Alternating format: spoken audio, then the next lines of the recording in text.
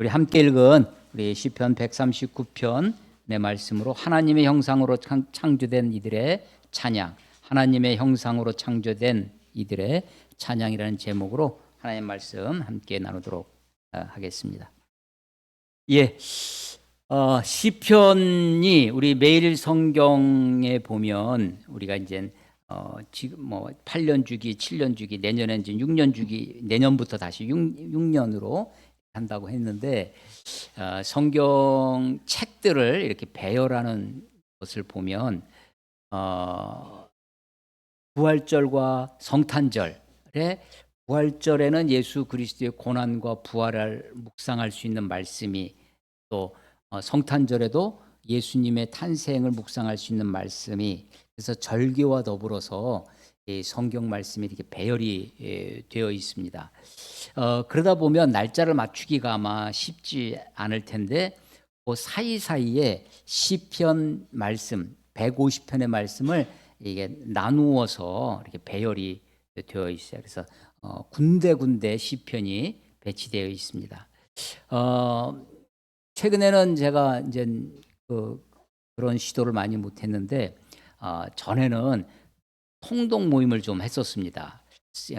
성경 통독. 제가 신앙생활을 이렇게 같이 해보다 보니까 성경을 토막토막 읽지 쭉 창세기서부터 요한계시록까지 다 읽지 못하는 또 그렇게 읽는다고 해도 1년에 한 번 읽어도 사실은 잘 읽으시는 거거든요. 1년에 성경을 한 번 읽어도. 근데 막 몇 년에 걸쳐서 한 번 읽고 막 이러다 보면 또 신앙생활 오래 해도 성경을 한 번 제대로 읽지 못하는 경우도 있습니다. 그러다 보면 성경이 전체가 이게 하나님의 말씀이다라는 것을 참 이게 깊이 깨달기가 좀 어렵고 요한계시록 읽을 때 저 창세기의 말씀, 구약의 이런 말씀을 다 잊어버려요. 그래서 이걸 빨리 좀 짧은 시간에 이렇게 읽을 때 또 차례대로 읽을 때 이게 하나님의 말씀이구나 하는 것들을 깊이 이렇게 공감하고 은혜를 받는 때가 있었습니다. 그런데 그렇게 읽어도 시가서라고 하는 책이 있어요. 시편, 잠언, 전도, 아가, 욥기 이걸 우리가 시가서라고 하는데 이 시가서는 언제든지 읽어도 예언서, 선지서는 역사적인 배경이 좀 있어야 돼요. 시대적인 배경을 알아야 성경을 이해하기가 좋습니다. 시가서는 언제든지 물론 다윗의 시편 중에는 다윗의 특별한 상황 속에 있는 그 상황 속에서 지은 시라 그 역사를 이해하는 것이 이해를 도와주지만 그런 거와 상관없이 언제든지 읽어도 되는 말씀이 시가서입니다. 그래서 시편, 잠언, 전도, 아가, 욥기 이런 것들이죠. 시편은 150편으로 되어 있습니다.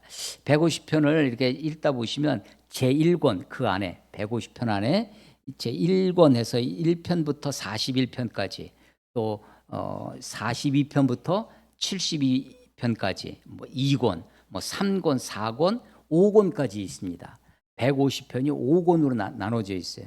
그래서 우리가 성경을 66권이라고 하는데 시편 한 권을 5권으로 치면 70권이 됩니다. 이게 사실은 그렇게 되어 있어요. 150편 중에 상당수는 다윗이 썼어요. 그래서 우리가 보통 그냥 일반적으로 다윗의 시편에 우리가 이렇게 대표로 이야기하기도 합니다. 근데 사실은 저자를 모르는 작자 미상의 시편이 50편이 있어요. 아는 게 100편인데 그 중에 73편이 다윗의 시입니다. 그래서 나머지 27권이 모세의 시도 한 편이고요. 솔로몬도 2편이 있고 또 고라의 자손들이 쓴 책도 있고 아삽의 자손들이 쓴 책도 있고 그래서 모두 이제 100편의 시가 저자가 알려 있죠. 다윗이 참 시를 많이 썼습니다. 다윗은 대표 직업이 뭐죠? 왕입니다. 왕 전에는 목동. 그 다음에 왕과 목동 사이에도 있었는데 군인이었습니다. 군사령관. 다윗이 목동이었을 때, 그 집에 특별한 손님이 찾아왔습니다. 그 당시에 사울 왕이 있긴 했지만 사울을 왕으로 세운 기름 부은 선지자가 있었어요. 누구냐면 사무엘이 있었습니다. 사무엘이 이 다윗의 집에 아버지 이새의 집에 찾아온 겁니다. 내가 너희 집에서 특별 예배를 드려야 되겠다. 하나님께 제사 드리는 일을 하겠다. 그리고 특별히 너희 중에 하나님이 알려주시는 사람이 있으면 내가 기름 부으러 왔다 했습니다. 다윗의 아버지 이새가 자녀들을 다 모아놓고 제사를 드립니다. 첫 아들이 누구였냐면 이새의 맏아들 엘리압, 이름도 하나님이죠. 이스라엘 하는 아브, 하나님은 나의 아버지시다, 이런 뜻입니다. 엘리압 봤을 때 사무엘이 너무 멋진 거예요. 그리고 너무 마음에 들었습니다. 그래서 그 아들에게 기름 부으려고 했더니 하나님이 반대를 하시는 거예요. 아니다. 그때 나온 말이 사람은 외모를 보거니와 나 여호와는 중심을 보느니라 라고 하는 거죠. 그러고 보니까 사무엘 같은 아주 훌륭한 선지자도 사람을 잘 못 볼 수가 있는 모양입니다. 저도 가끔 이렇게 후에 참 마음에 아쉽고 인생에 그런 것 중에 하나가 저 사람은 이럴 텐데 하는데 보니까 나중에 그렇지 않은 경우를 보면서 실망하기도 하고 내가 사람 보는 안목이 없음을 이렇게 고백하게 되고 그렇습니다. 우리 그 역사 가운데도 그렇죠. 우리 탄핵을 받은 윤석열 대통령을 픽업한 사람이 문재인 대통령이었거든요. 우리가 얼마든지 그럴 수 있죠. 사무엘이 그랬습니다. 엘리압을 보는 순간 그렇게 됐었습니다. 둘째, 셋째 보는데 7명의 아들을 다 볼 때까지 하나님이 예스를 안 하시는 거예요. 아니라는 겁니다. 물어보는 거죠. 아들이 또 있냐니까. 아들이 또 있다는 거예요. 어디 있냐니까. 들판에 있다는 겁니다. 막내 아들, 8번째 막내 아들은 지금 양을 치고 있다는 거예요. 그래서 이런 중요한 일에 그 막내 아들이 꼭 그 양을 치는 데 있어야만 되느냐 하면 그렇지도 않습니다. 그 다음에 이제 골리앗을 장면이 나오는데 골리앗이 블레셋 쳐들어와서 그 블레셋의 장군이 골리앗이잖아요. 그 전쟁을 하게 됐습니다. 그때 대치 상태예요. 양쪽 이스라엘 군대와 블레셋 군대가 진을 치고 대치하고 있을 때 시간이 길어지니까 옛날 군대는요, 병사들의 무기, 병사들의 먹을 거 이런 거를 자기가 싸들고 가는 그런 전투였습니다. 그래서 아버지 이새가 이 형들 엘리압과 첫째, 둘째, 셋째, 그러니까 이 형제가 모두 8명이었는데 다윗의 형제가 전쟁터에 누구만 나갔냐면 첫째, 둘째, 셋째만 나갔어요. 그래서 이 형들에게 도시락, 음식을 갖다 줘라 라고 하는 그 심부름을 누구한테 시키냐면 막내에다 시키는 거예요. 아니, 넷째, 다섯째, 여섯째, 일곱째 형들이 있는데 전쟁터에 그 막내를 시키는 겁니다. 그 전쟁터에 음식을 싸들고 갔더니 골리앗이 막 하나님을 모욕하고 하는 거예요. 그래서 다윗이 막 그걸 보고 분노합니다. 어떻게 사시는 여호와의 이름을 저렇게 망령되이 일컫느냐.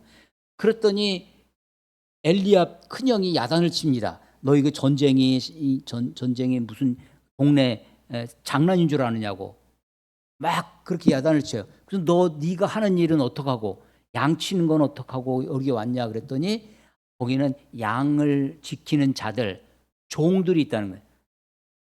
그 사람들이 있어서 맡겨놓고 왔다는 거예요. 그러고 보면 제사 지낼 때 사무엘이 왔을 때 꼭 막내가 그 양을 지킬 필요가 없었어요. 그런데도 막내는 아예 너는 오지 마 하고 배제시켰다는 겁니다. 그래서요, 시편 27편에 보면 그 다윗의 시인데 시편 27편 10절에 보면 내 부모는 나를 버렸으나, 이게 다윗의 시예요. 시에다가 글에다가 그렇게 남겨놓은 거예요. 내 부모는 나를 버렸으나 여호와는 나를 영접하시리이다. 이렇게 다윗이 시편 27편 10절에 쓰고 있는 거예요. 현대는 이제 심리학이 발달을 해서 심리학에서 이제 하는 것 중에 인간이 받는 스트레스 지수를 이게 과학이 되려면 그걸 다 숫자로 점수로 바꿔야 되잖아요. 스트레스 지수를 하는데 이 스트레스가 제일 강한 높은 게 뭐냐면 버림받는 겁니다. 배우자로부터 버림받는 것, 부모로부터 버림받는 것이 스트레스 지수가 제일 높게 나타납니다. 뭐 실직했다든지, 뭐 병이 걸렸다든지, 뭐 이런 것들 스트레스 다 그 표가 있더라고요. 네, 버림받았다고 하는 것. 어렸을 때 목동 다윗의 경험 중에 부모로부터 버림받았다고 하는 것만큼 아마 큰 상처가 되는 일이 없었을 것입니다. 그런데 그를 사무엘이 그의 집에서 기름 부으는 그런 일이 벌어진 거예요. 그래서 이 다윗의 목동 시절 어렸을 때에 아마 청소년기였을 것입니다. 그때의 다윗의 경험 중에 부모로부터 버림받는 그 아마도 학자들은 형제들 중에 배다른 형제들이었을 것이다. 이렇게 얘기를 합니다. 그래서 막내 8번째 아들 다윗은 부모로부터 그런 가정에서 그런 배경이 있습니다. 그런데 사무엘을 통해서 기름 부음을 받죠. 그러니까 신적인 권위가 그에게 임했습니다. 그런데 이걸 대놓고 할 수 없는 거예요. 사울이 버젓이 왕이 있기 때문에 사무엘이 기름 부으러 올 때도 너 가서 저기 베들레헴에 가서 내 마음에 합한 사람이 있으니까 가서 기름을 부어라 했더니 사무엘의 반응이 뭐냐, 아니 사울이 그걸 알면 나를 죽이려 할 텐데 어떡합니까? 그때 하나님이 가르쳐 주신 트릭이 뭐였냐면 야 가서 제사 드린다고 해라. 하나님이 가르쳐 주신 거예요. 그러니까 사무엘도 지금 누구를 무서워해요? 사울 왕을 무서워하는 겁니다. 근데 사무엘이 다윗을 기름 부었다라고 하는 것이 소문이 나면 다윗이 위험해질 거예요. 그런 상황 속에서 블레셋이 쳐들어옵니다. 골리앗이 국가적인 위기죠. 그것을 다윗이 우리가 잘 알다시피 물맷돌로 골리앗을 무찌르고 국민적 영웅이 됩니다. 많은 사람들이. 그래서 나라를 구한 영웅인데 백성들의 대중적 지지가 그에게 막 쏟아지는 거예요. 그러면서 이 사람들이 뭐라고 노래를 불렀냐면 사울이 죽인 자는 천천히고 다윗이 죽인 자는 만만이다. 그러니까 백성들이 그렇게 막 노래를 부르는 것을 사울 왕이 듣고 마음에 질투가 질투의 화신이 막 불이 나는 거예요. 그래서 다윗을 죽이려고 합니다. 적어도 2번 이상 가까이서 그를 향해서 죽일 수 있는 창을 던지는 그런 일이 벌어졌는데 이 사울 왕은 그것 때문에 정신분열증이처럼 그렇게 막 발작도 하고요. 다윗이 거기 이 사울 왕이 있는 곳에 궁전에 있을 수가 없었습니다. 그래서 도망을 다니죠. 망명. 그 세월이 한 12, 13년 정도 됩니다. 온갖 굴에 들어가기도 하고 벌판에 광야에 가기도 하고 블레셋 땅으로 도망쳐서 거기서 미친 블레셋에 보면 자기네 원수잖아요. 골리앗이. 골리앗을 죽인 다윗이. 그 다윗이 그걸 알고 미친 채 하고 막 침을 질질 흘리고 막 하면서 그 위기를 넘어가고 했었습니다. 그러니까 다윗이 누구에게 버림받는 거냐면 지금 왕에게 버림을 받는 거예요. 목동 시절에는 부모로부터, 자기가 군대 장관이 됐을 다음에는 왕으로부터 버림받습니다. 내가 무슨 불의를 행해서 그런 것이 아니라, 내가 무슨 잘못을 해서 그런 것이 아니라 나의 의로움에도 불구하고 내 죽음의 위험이 계속해서 몰려오는 겁니다. 다윗에게는 사울 왕을 죽일 기회가 2번이 있었습니다. 한 번은 굴에 들어가 있을 때 사울 왕이 다리를 가리러 들어갑니다. 다리를 가린다는 게 뭐 하는 거라고요? 예, 용변을 보러 들어가는 겁니다. 그때 다윗이 그 옷자락을 자르고 그를 살려주죠. 옆에 있는 사람이 다윗의 부하들, 다윗의 참모들이 이게 하나님 우리에게 주신 기회라고, 사울 왕을 죽일 수 있는 경호부대가 전혀 없는. 그런데 다윗이 뭐라고 하냐면 하나님이 기름 부은 자를 내가 내 손으로 해할 수 없다고 이야기를 합니다. 또 한 번은 벌판에서 사울 왕을 죽일 기회가 있었어요. 이 다윗을 쫓아하는 추격대가 약 3천 명의 군대로 다윗 무리를 잡으러 온 거예요. 벌판에서 진영을 편성하고 사울 왕이 거기서 잡니다. 그러니까 도망자 다윗과 3천 명의 사울의 군대는 게임이 안 되죠. 그러니까 이 사울 군대가 무방비 상태입니다. 밤에 자는데 경비를 세우질 않는 거예요. 군대에서 군인들 하는 말이 작전에 실패하는 장군은 용서함을 받지만 경계에 실패한 장수는 용서받지 못한단 말이 있어요. 경계에 실패. 근데 밤에 사울의 군대가 다 자는 거예요. 다윗이 몰래 가가지고 그 사울 왕의 칼을, 방패를, 그거를 물병과 그 칼을 훔쳐 갖고 오는 거죠. 제가 옛날에 군대에 있을 때도 밤에 순찰을 돕니다. 이 야간 경계 2명씩 쓰는데 이게요, 보통은 고참이 자고 밑에 있는 쫄병을 세워놓는데 쫄병도 피곤하니까 같이 자는 거죠. 둘 다 자고 있을 때 뭐하냐면 총을 하나 훔쳐 갖고 오는 거예요. 그러고 다시 가보면 애들이 깜짝 놀라는 거죠. 총이 없어졌으니까, 자기 생명처럼. 근데 바로 사울 왕이 그런 일이 벌어진 거예요. 그래서 다윗이 자기가 사울 왕을 죽일 기회가 있었음에도 불구하고 사울을 죽이지 않습니다. 비록 그가 망령되이 행하는 왕이었지만 하나님으로부터 기름 부음 받았다라고 하는 그 신적 권위를 어쩌면 그 형식만 남아 있을런지 모르는데 그 형식마저도 다윗이 존중하고 있었습니다. 자, 목동 다윗 붐으로부터 버림받았습니다. 그것은 그의 시편에 나와 있다고 그랬어요. 내가 붐으로부터 버림을 받았노라고. 군사령관, 군대장관 다윗은 붐으로부터 왕으로부터 버림받은, 그때 다윗의 마음은 어땠을까요? 버림받았을 때 슬픔, 억울함, 분노, 이런 것들이 그의 마음에 가득 차 있었을 것입니다. 만약에 다윗이 분노로, 억울함으로 그걸로 가득 차 있었다면 그 분이 바깥으로 나왔겠죠. 그래서 사울을 분으로 대하면 그를 죽일 수밖에 없었을 것입니다. 그런데 다윗이 굉장히 절제된 삶이에요.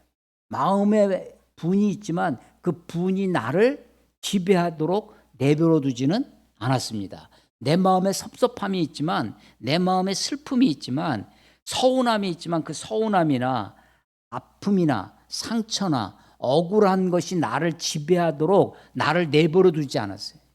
그래서 이 다윗이 그러면서 그렇게 살아갈 수 있었던 힘이 어디 있을까? 저는 그 힘이 다윗의 예술성에서 나왔다고 생각합니다. 다윗의 노래, 수금을 타는 것, 다윗이 시를 쓰는 것, 이 목동 양치기 하면서요, 여호와는 나의 목자신 내게 부족함이 없으리로다라는 이런 시를, 이런 노래를 부를 수 있는 것은 양을 치면서 이놈의 양 때문에 내가 하면서 원망하고 불평했더라면 다윗이 다윗되지 못했을 것입니다. 그러니까 다윗이 다윗되게 하는 데는 어디 있냐면, 그가 이 양을 지키기 위해서 돌팔매질 할 때 그 갈고 닦은 그 실력, 그 무술 능력 때문에 다윗이 다윗되는 것이 아니라 비파와 수금을 하면서, 그래서 이게 어느 정도였냐면 사울 왕의 초기에 정신에 문제가 있어서 그때 다윗이 수금을 타면서 노래를 했더니 사울 왕이 그가 평안해지면서 소위 요즘 말하는 음악 치료, 뮤직 세라피가 다윗에게서부터 시작되는 거죠. 다윗을 다윗되게 하는 것은요, 그가 부르는 노래, 그가 쓰는 시에 있었습니다. 그것은요, 자기를 정화해 주는 힘이에요. 자기를, 내 속에 있는 분을, 내 속에 있는 슬픔, 아픔, 상처를 자기 치유해 줄 수 있는 힘이 어디서 나오느냐? 그게 예술에 있는 겁니다. 그래서 우리가 국영수만 열심히 가르칠 게 아니라 사실은 음악, 미술, 체육 이런 것들을 우리가 아이들에게 많이 가르치고 그것을 누릴 수 있도록 해줘야 된다고 하는 것이죠. 다윗이 다윗의 고백하는 것 중에 다윗 78편, 시편 78편 70절에 보면 시편 78편 70절입니다. 또 그의 종 다윗을 택하시되 양의 무리에서 취하시며, 하나님이 다윗을 어디서 택하셨냐면 양의 무리에서, 그 양치기 할 때 그 목동 다윗을 보고 하나님이 택하셨다는 거예요. 71절에는 젖 양을 지키는 중에서 그를 이끌어내사 그의 백성인 야곱, 그의 소유인 이스라엘을 기르게 하셨더니, 양치는 걸 보고 하나님의 백성 이스라엘을 기르도록 하나님이 맡기셨다는 거예요. 그래서 다윗이 부모로부터 버림받았지만 그 버림받았다는 것이 상처가 되지 않았습니다. 그 아픔이 그것을 상처를 휘벼 파가지고 긁어 부스럼 만들어요. 근데 다윗은 그렇게 하지 않았다는 거예요. 그 힘이 어디서 나오느냐? 다윗의 노래에 있다는 겁니다. 이 노래라고 해서 꼭 굳이 뭐 악기를 다루고 이래야만 다 되는 것은 아닙니다. 내가 하나님을 찬양하는.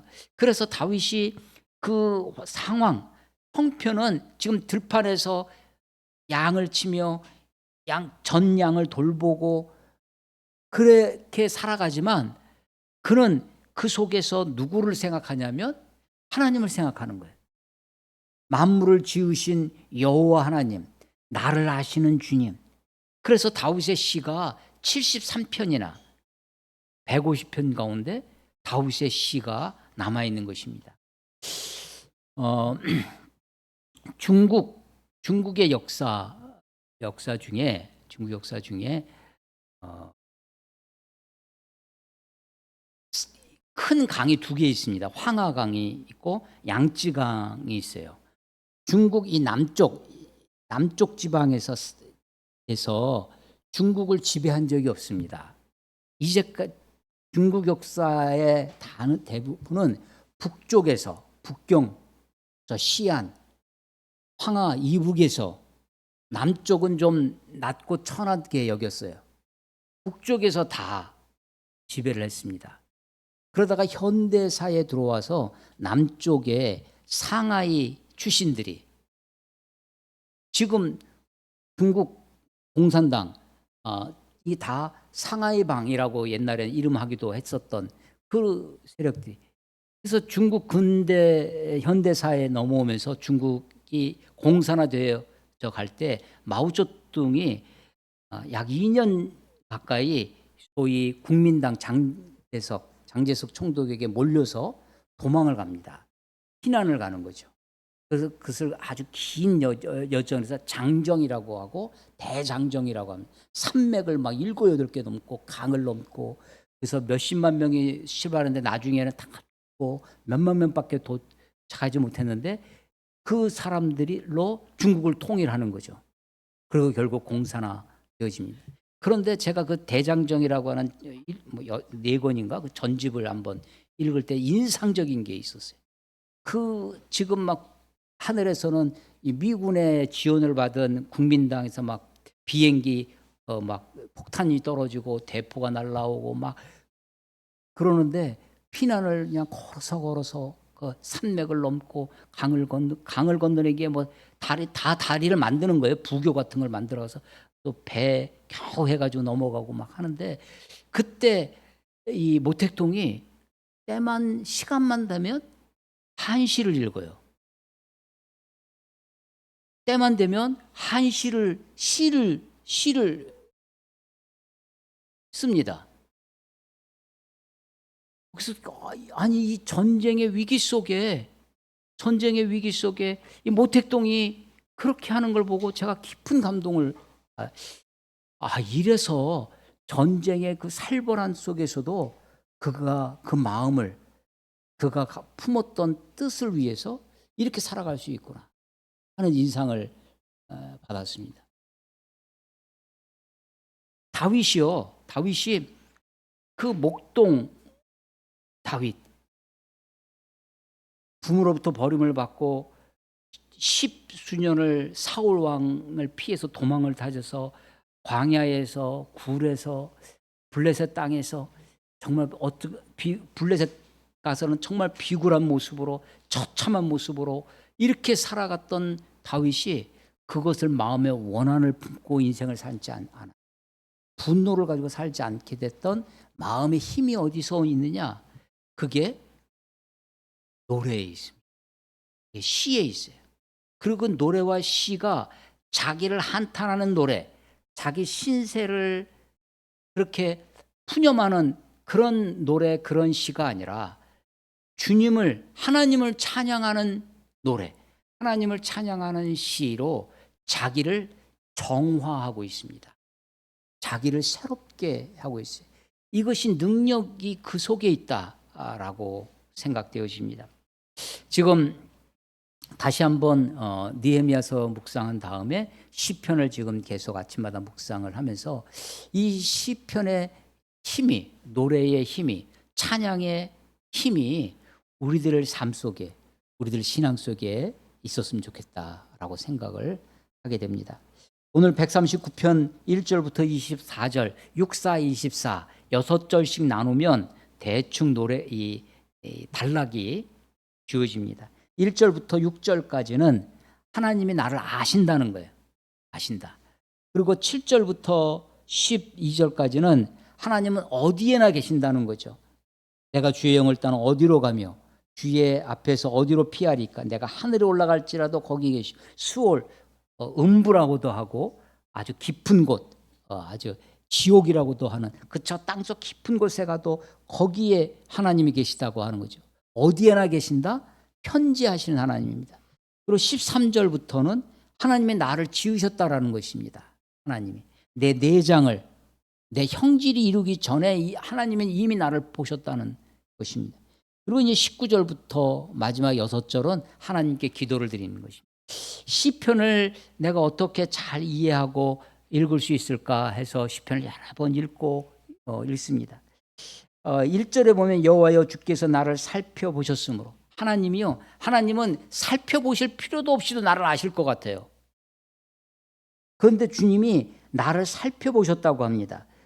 1절에 3절에 살펴보셨으므로 나를 아십니다. 2절에 주께서 내가 앉고 일어섬을 아시고 멀리서도 나의 생각을 밝히 하세요. 3절 나의 모든 길과 내가 눕는 것을 살펴보셨으므로 나의 모든 행위를 익히 하십니다. 주님은요 나를 살펴보세요. 주의해 보십니다. 그래서 나를 밝히 하시고 나를 익히 하십니다.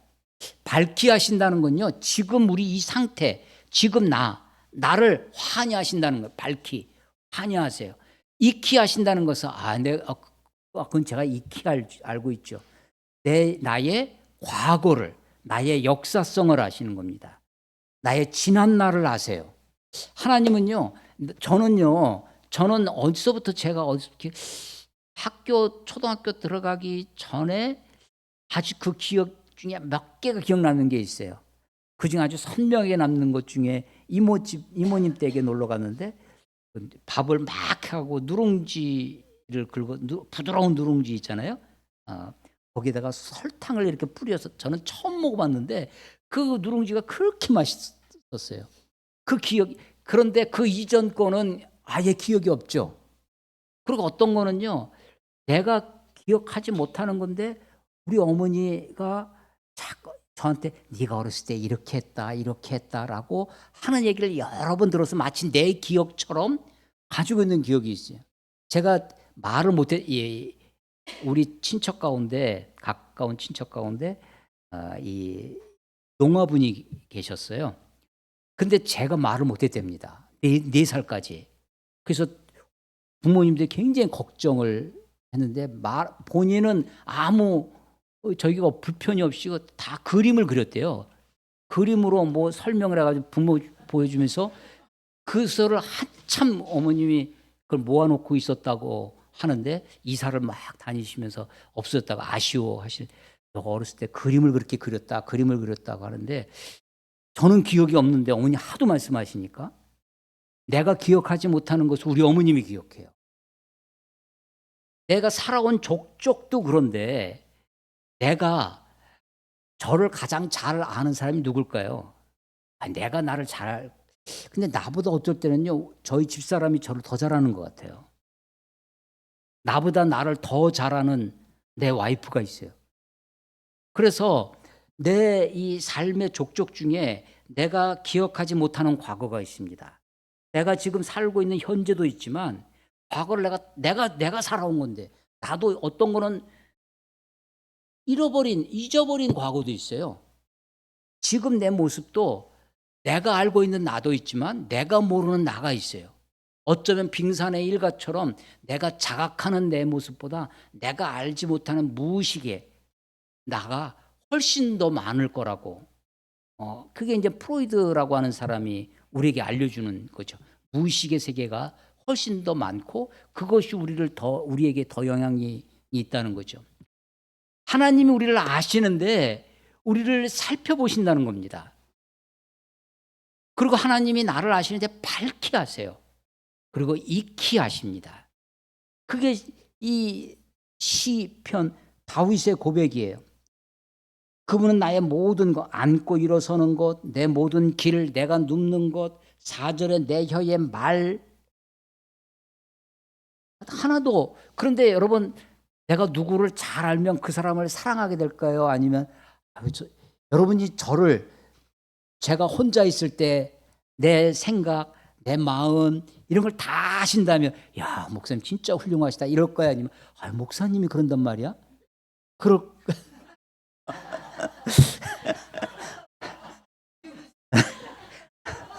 여러분은 어떨 것 같습니까?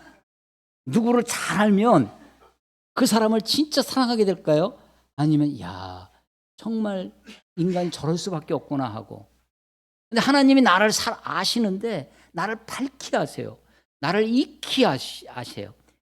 그런데 그분이 5절에 주께서 나의 앞뒤를 둘러싸세요. 나를 안아주시는 겁니다. 내 앞뒤만 안아주시는 것이 아니라 내 머리에 손을 얹어주신다는 겁니다. 그걸 이제 안수한다고 써놨는데 다른 성경에 보면 주께서 주님의 손을 내 위에 얹어주신다는 거예요. 그러니까 좌우에 앞뒤로 머리로 나를 다 나를 보호하신다는 겁니다. 나를 아시는데 나를 그냥 감싸주신다는 거예요. 그래서 그냥 6절 이 지식이 뭐냐면 이 깨달음, 어떤 깨달음이냐면 하나님이 나를 아신다는 깨달음입니다. 그래, 하나님이 나를 아시지. 하나님이 나를 아신다는 것을 아는 것입니다. 뭐라고요? 하나님이 나를 아신다는 것을 내가 아는 거예요. 그 이야기를 6절까지 하는 겁니다. 7절부터 12절까지는 하나님이 어디에나 계신다는 거예요. 내가 주의 영을 떠나 어디로 가며 주의 앞에서 어디로 피하리이까. 아니, 이 생각을 왜 할까?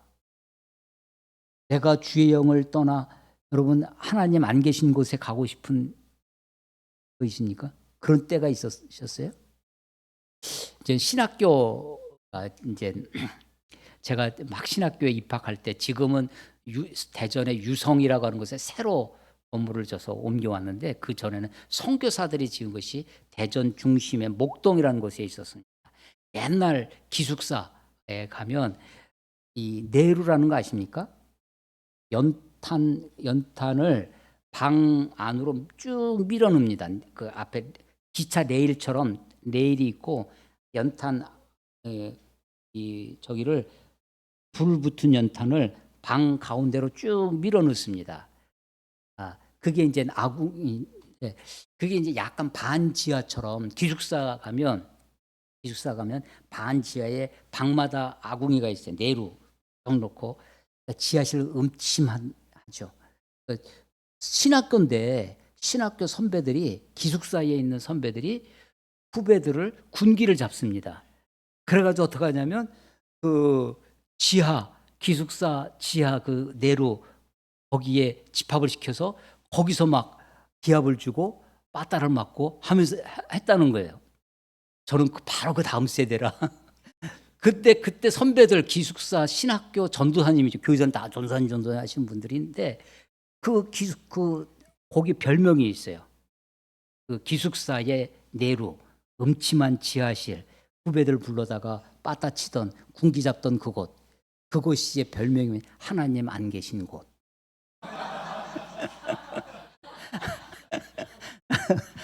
그리고 불러다가 거기서 빠따치고 군기 잡고 기숙사에서 같이 생활하려면 이게 잘 조절이 돼야 되는데 그러니까 이제 하는 거죠. 그리고 사실 고등학교 갓 졸업한 그 옛날 저는 이제 대학원을 갔지만 거기 이제 고등학교 갓 졸업한 학부 신학생들이 와가지고 남자들끼리 모여 있으면서 그렇게 했던 겁니다. 하나님 안 계신 곳. 여러분, 하나님 안 계신 곳, 내가 주의 영을 떠나 어디로 가며, 왜 이런 생각을 하게 될까요?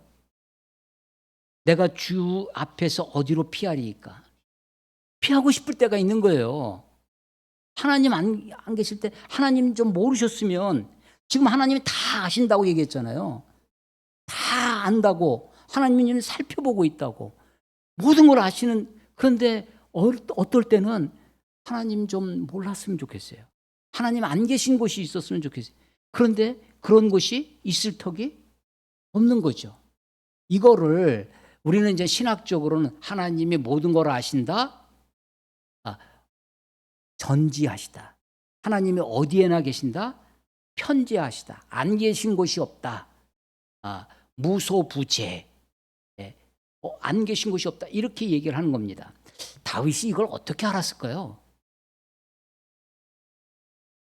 하나님이 모든 걸 아시고 하나님이 어디에나 계시고, 그 뒤에 보면 13절부터는 하나님이 다 나를 지으셨다는 건, 내 내장을 만드시고 모태에서 나를 만드셨다라는 겁니다. 하나님의 지으심이 심히 기묘하고 기이하다라고 합니다. 이런 거를 다윗이 어떻게 알았을까요? 여러분들은 기독교 성경의 이 기독교의 진리, 성경의 말씀을 어떻게 아셨어요? 성경을 읽어서 알 수 있죠. 또 주일날 교회 와서 이 말씀을 듣고 성경 공부하고 해서 알죠. 다윗은 어떻게 알았을까요? 주일마다 모여서 이렇게 성경을 강론하는 것을 다윗이 들었을까요? 안식일날 제사는 있었을까요? 있었을 것 같아요.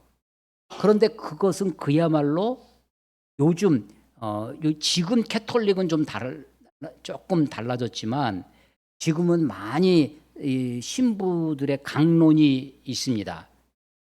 종교개혁 이후에 그런 것이고, 종교개혁 이전에는 미사에 강론이 없어요. 거의 없습니다. 무엇 중심이냐면 의식 중심이에요. 제사라고 하는 의식 중심의 신앙생활합니다. 다윗이 안식일이 그 당시에 있었을 것 같아요? 그렇지만 이렇게 우리가 주일날 말씀을 강론하듯이 듣고 배우는 것이 아니었습니다. 다윗이 수업이 양치기였어요? 언제 하나님의 말씀을 읽을 수 있었을까요? 언제 들었을까? 아니, 다윗이 이런 노래들을 어떻게, 과연 하나님이 천지를 창조하셨다, 만물을 지으신 이가 우리 하나님이시다 라는 것을 어떻게 알았을까?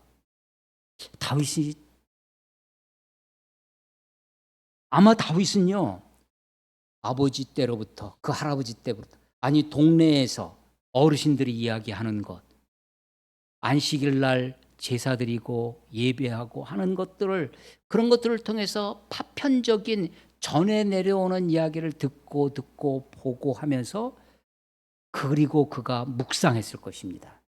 그게 뭐냐면 하나님은 어떤 분이신가 묵상하는 거예요. 여러분, 말씀의 손이라는 것이 있습니다. 성경을 붙들고 살아야 된다. 말씀의 손이라는 것이 있어요. 이 다섯, 그래서 이 그림이 있는데 새끼손가락부터 읽기, 듣기, 새끼손가락이 듣기예요. 읽기, 암송하기, 묵상하기 이런 겁니다.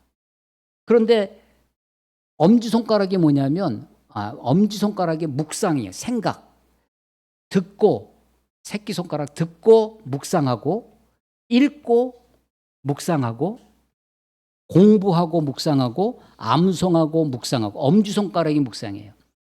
듣고 읽고 공부하고 암송하는 것은 이 네 가지는 성경을 들을 수는 있어요. 근데 위험합니다. 떨어뜨릴 수가 있어요. 누가 뺏어가기가 쉬워. 근데 이렇게 잡으면 성경을 들을 수가 있습니다. 제일 쉬운 게 뭐냐면 듣는 거예요. 와서 그냥 가만히 듣기만 하면 됩니다. 그 다음이 뭐냐면 읽는 거예요. 읽고, 그런데 그게 잡으려면 뭐가 있어야 되냐면 묵상이 있어야 됩니다. 듣고 묵상하고, 읽고 묵상하고, 성경을 공부하고 묵상하고, 암송하고 묵상하고. 근데 묵상이 없어요. 그냥 듣기만 해. 읽기만 해. 공부만 해. 암송만 해. 하면 성경을 이렇게 들을 수밖에 없어요. 그게 무엇인가? 무슨 뜻인가? 뭐 해야 된다고요? 묵상해야 됩니다. 묵상하는 거예요. 다윗이 지금 제가 어디에 지금 제 이야기의 포인트가 뭔지 기억하세요? 다윗이 어떻게 이걸 알았을까? 어떻게 이런 시를 쓰고 어떻게 이런 노래를 부를 수 있었을까? 이게 주일날마다 강론 들어서 되는 게 아니라는 겁니다. 성경을 그는 이런 성경을 쓰여져 있는 글로 된 성경을 읽기도 어려웠을 거예요.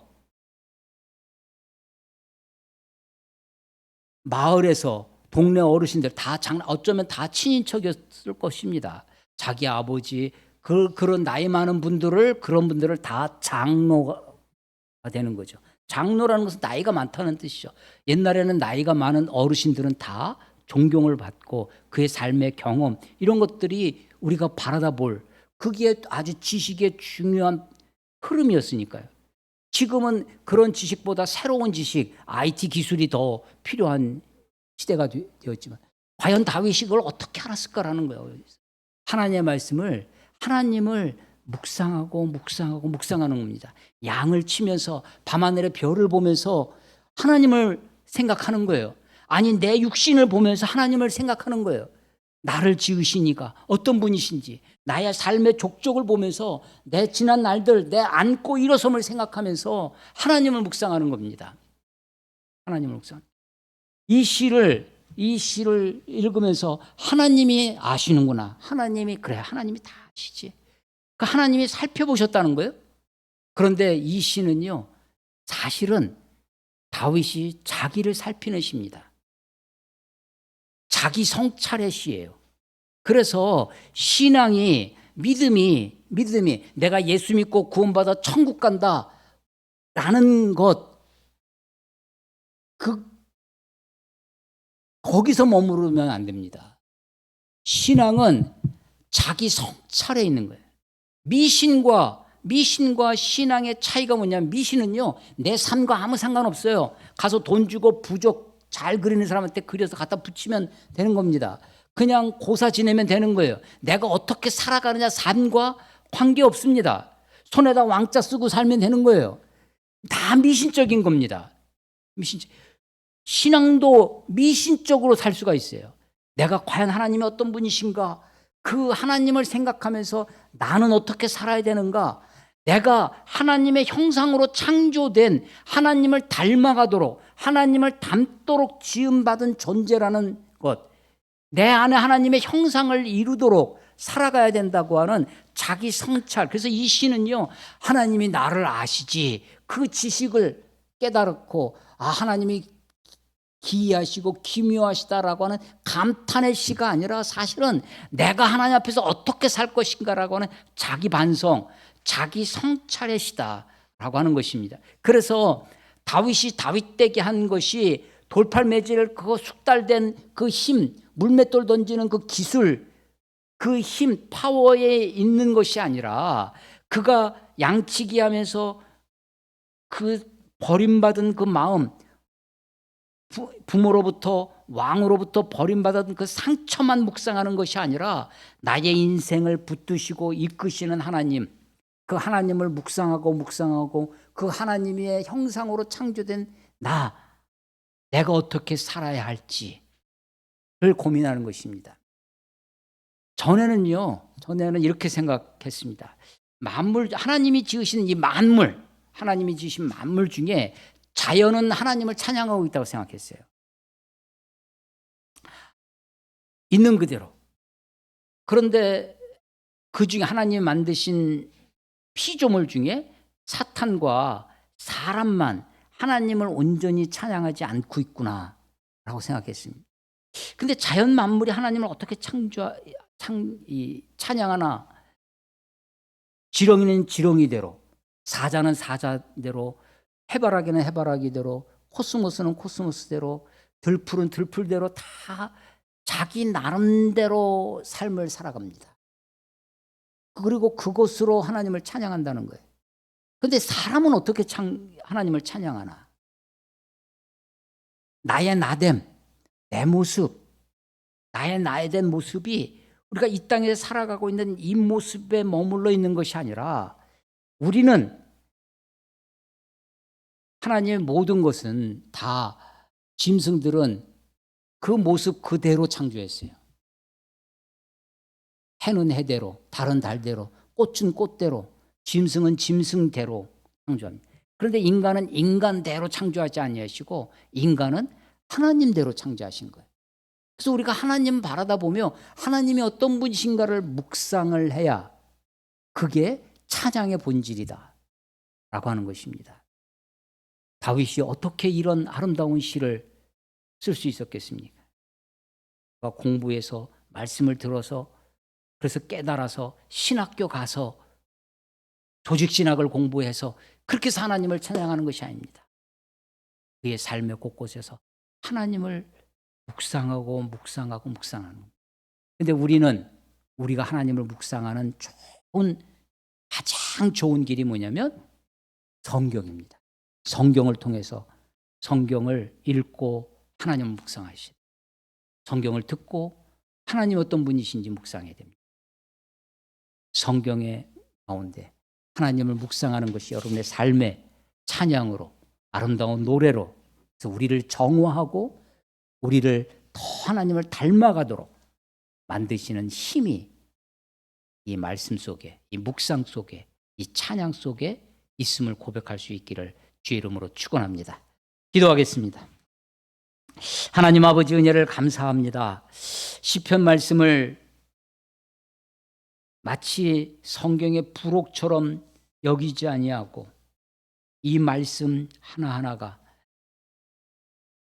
시편의 기자들이, 시편의 그 노래가, 시편의 그 찬양이 저들의 삶 속에서 하나님을 묵상하고 하나님 앞에 살아간 삶의 노래인 것을 우리로 알게 해주시고, 우리도 주님 앞에 그렇게 주님을 묵상하며 사는 삶, 하나님을 바라다보고 사는 삶, 하나님을 바라다봄으로 우리 자신을 반성하고 성찰하는 그런 삶의 노래가, 삶의 찬양이 되어지도록 하나님 우리를 이끄시고 우리를 인도하여 주시옵소서.